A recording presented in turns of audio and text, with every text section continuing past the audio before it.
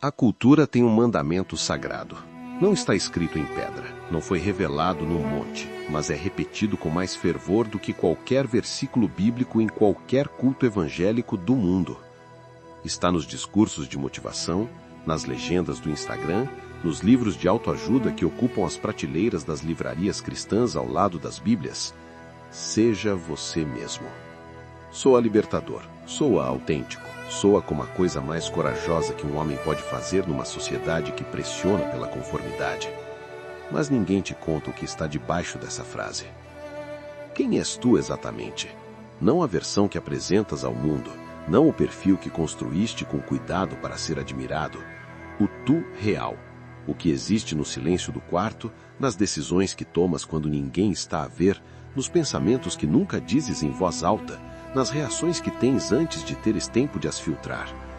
Esse tu é o produto de feridas que não escolheste, de padrões que herdaste, de medos que te moldaram, de pecados que te deixaram marcas, de vozes que ouviste nos anos em que ainda não tinhas discernimento para saber quais recusar.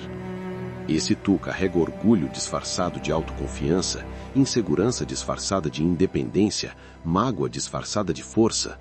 E o mundo diz: seja esse homem, abrace esse homem, exprima esse homem sem filtros nem desculpas. Paulo chamaria isso de outra coisa. Chamaria de morte. Já não sou eu que vivo, é Cristo que vive em mim. Lê isso outra vez, devagar. Paulo não disse: encontrei uma versão melhorada de mim mesmo através da fé. Não disse: Cristo me ajudou a ser mais autêntico. Disse que ele morreu, que o eu que existia antes foi crucificado, que o que respira agora não é a versão otimizada do homem antigo, é algo fundamentalmente diferente a operar onde ele estava. Isso não é ajuste, é substituição. E é exatamente aqui que a maioria dos cristãos para. Aceita a salvação, aceita o perdão, aceita o céu como destino, mas recusa a cruz como processo. Quer Cristo como adição à própria vida, não como substituição do próprio eu. E passa anos tentando encaixar o infinito num recipiente que foi construído para o finito. Pensa no que significa ser como Jesus de verdade. Não o Jesus domesticado que a religião produziu, suave, passivo, inofensivo, que nunca incomoda ninguém e valida tudo que já sentias antes de o conhecer. Esse Jesus não existe nas Escrituras, foi fabricado por gente que queria a bênção sem a transformação. O Jesus real entrou no templo e virou mesas, chamou líderes religiosos de sepulcros caiados à frente de toda a gente, disse verdades que fizeram multidões virar costas e ir embora, e não correu atrás delas para suavizar a mensagem.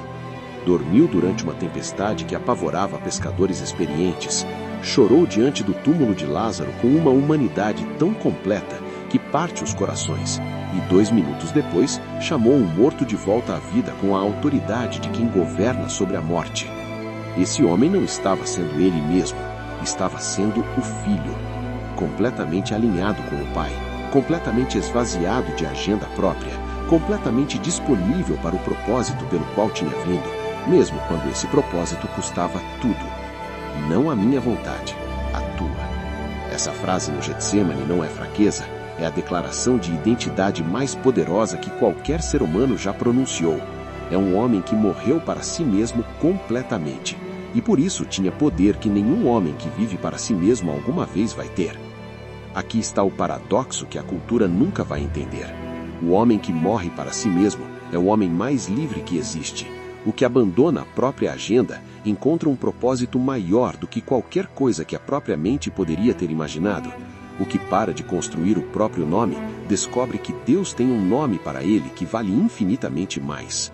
Abraão deixou a terra que conhecia sem saber para onde ia. Moisés trocou a palácio pelo deserto. Pedro largou as redes no meio de um dia de trabalho. Paulo jogou fora um currículo que qualquer homem da época invejaria. Nenhum deles estava sendo ele mesmo. Estavam sendo quem Deus disse que eram. E foi exatamente aí, no abandono do eu, não na afirmação do eu, que cada um deles encontrou a única coisa que o coração humano realmente procura quando pensa que está procurando autenticidade. Propósito real, identidade real, vida real.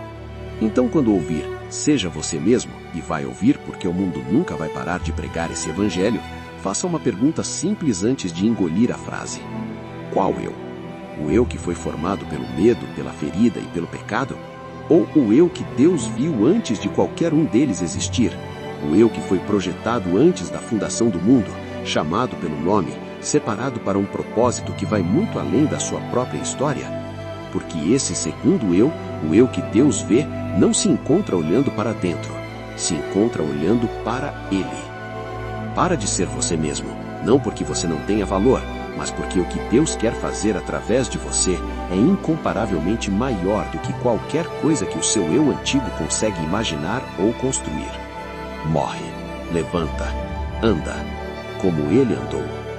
Se essa palavra chegou ao seu coração, partilhe agora com alguém que está preso na armadilha de ser ele mesmo. Deixa o teu like, comenta o que Deus está falando com você e inscreva-se no canal. A próxima palavra já está no caminho.